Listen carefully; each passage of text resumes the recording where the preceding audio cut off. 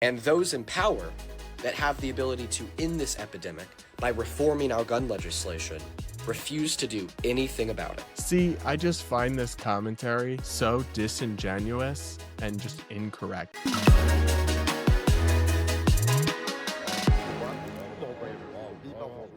Now, we have another serious and honestly heartbreaking story to discuss today, and this one hits kind of home for me.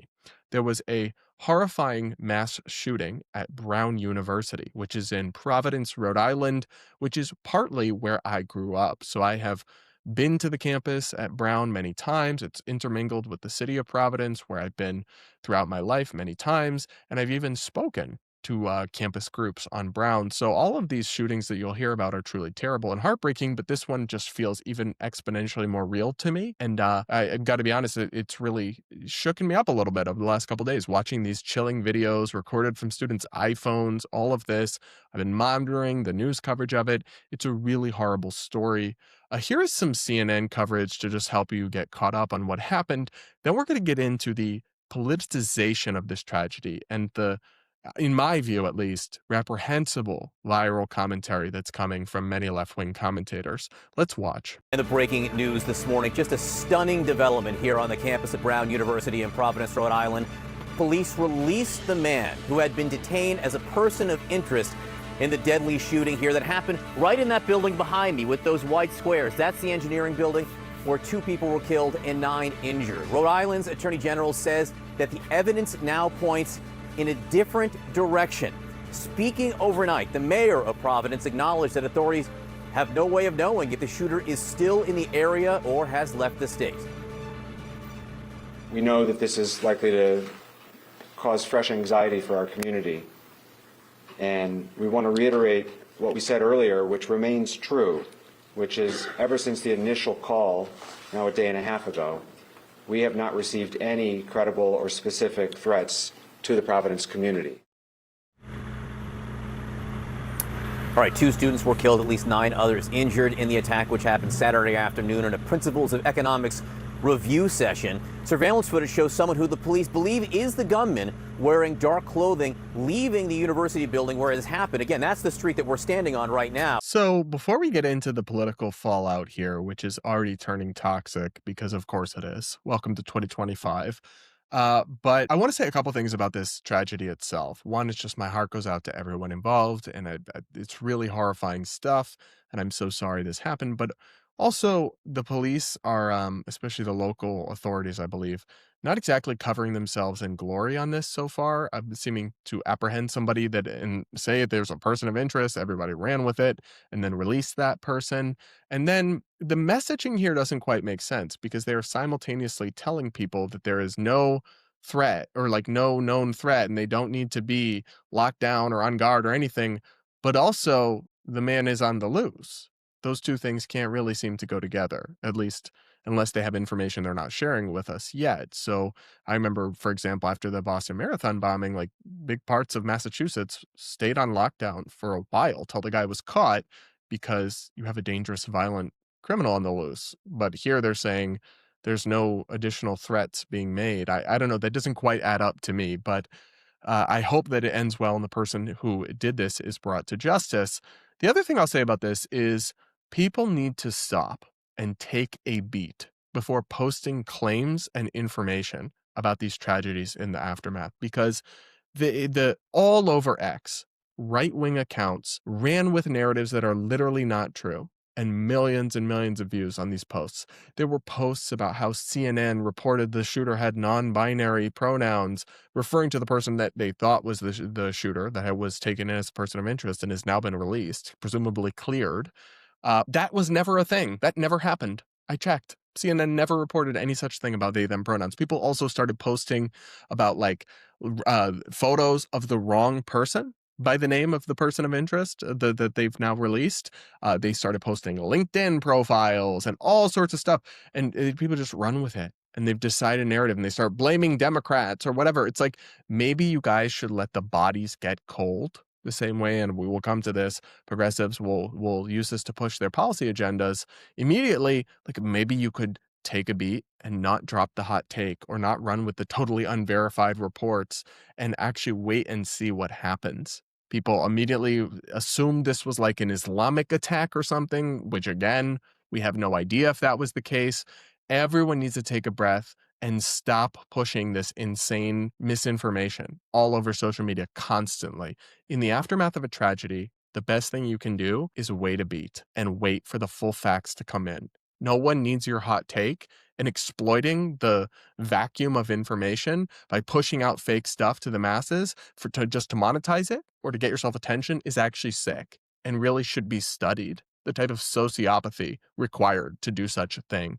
But one final point on this tragedy that I do want to discuss and cover is the instant and frankly nonsensical politicization of this incident to push gun control, and from very prominent progressive figures like Dean Withers, the TikTok star. We're going to watch his video. Dean Withers here. Yesterday there was a mass shooting at Brown University in Rhode Island where a gunman fired at students, struck 11, injured 9, and killed 2. But maybe you've already heard about this. It's been a national headline for the last 24 hours.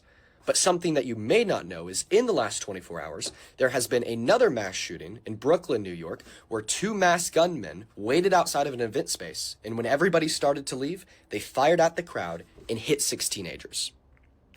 So far this year, in 2025, there has been 400 mass shootings in under 350 days. And for every 100 mass shootings that take place, maybe one of them will become a national headline that you... I have to pause here. This is just totally misleading information. So this statistic that you'll hear comes from the Gun Violence Archive, but they count any incident where multiple people are shot, even if they just receive minor injuries, even if no one dies. If you are talking about actual mass shootings, the type of thing like what we just witnessed at Brown, or like Parkland, or like Columbine, or like Sandy Hook, one of these incidents, like Las Vegas, the idea that there are hundreds of them per year is not true. And that's what people mean when they say mass shooting or a school shooting. And so to push this statistic that refers to like incidents, I mean, most of these incidents, no one died or one person died. It's like it is not capturing the actual statistical fact of the thing you're talking about. So to cite it in this context is emotional demagoguery. It's manipulation. It's scaring people by massively overstating something. So according to the Washington Post, there have been 13 mass killings with guns in 2025, and that was as of October 12th. So even if there have been more since then, you are talking about less than 20, most likely, not hundreds or more than one per day or anything of the actual type of... Now, that is still way too many. Every life lost in one of these is a tragedy and something we should work to ameliorate and prevent, but I hate this hyperbolic doom monger narrative they use to push, and the statistical sleight of hand they're doing really misleads millions of people, and I do find that really irresponsible. But also he seems to think there's just a switch you could flip and make all gun violence stop if you just passed comprehensive background checks or something. Listen to the rest of this. that you might hear about. The other 99 are forgotten about completely. And then that 1 out of 100 mass shootings that you might hear about because it does become a national headline is given remarkably dismissive comments by our government. Take the shooting at Brown, for instance. In response, Donald Trump spoke for maybe 10 seconds and said, all we could do is pray. He said, just pray. No plan, no action, no change in our legislation, no attempt to end this epidemic of gun violence, just thoughts and prayers. America is failing us. They're failing the children in school. They're failing young adults at university campuses and Americans across this country that continue to lose their lives to the epidemic of senseless gun violence that continues to exist in this country. And those in power that have the ability to end this epidemic by reforming our gun legislation refuse to do anything about it. See, I just find this commentary so disingenuous and just incorrect. The idea that there is just magical gun reforms we could pass to end the epidemic of gun violence, or like end it. No, you couldn't. What are you talking about? You could enact the entire democratic gun control agenda, even on its own terms, if you took all its projections and estimates about what it would do as true, which in my view, basically none of them are, it wouldn't end the epidemic of gun violence. As long as you have hundreds of millions of guns in this country, which we do, and as long as you have sick, twisted people who go out there and for whatever reason, that's the new thing, by the way. We've had guns in America for always. It's the rise of these disturbed men who want to go kill as many people as possible. As long as you have any access to anything that could be used to do that, you will have this problem while you have this disturbed population.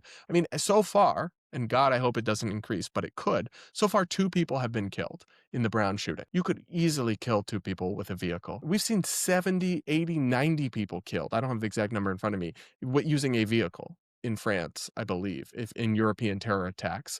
And so the idea that, oh, well, if just guns didn't exist, that problem would go away is ludicrous. And even this shooting was done with a 9mm handgun. Are you banning those? You can't. First of all, we have a Second Amendment, we have a Constitution. And 2, the Democratic Party doesn't even claim that that's their goal or their proposal. So as long as you want to actually do something about this, you have to offer more than just cheap demagoguery and these blind promises that portray this incredibly complex issue as just black and white. Oh, just NRA bought off politicians don't want to pass the magic bill that would stop all gun violence is a childish oversimplification of what is an incredibly complicated issue. I don't have all the answers. I've talked about some ideas in the past, and I certainly think some things should be done, but I despise the way these videos go viral. Millions of views on that Dean Withers video. And they just push a childlike narrative that has no basis in reality, yet millions of people fall for it. It's really, really toxic and unfortunate stuff. But what do you guys think? Let me know in the comments. Make sure you're subscribed and all of that. And that'll be it for today's episode of the Brad vs. Everyone podcast. Thanks so much for tuning in. Do take a second to rate and review the show wherever you listen on audio podcasts, and we will be back real soon.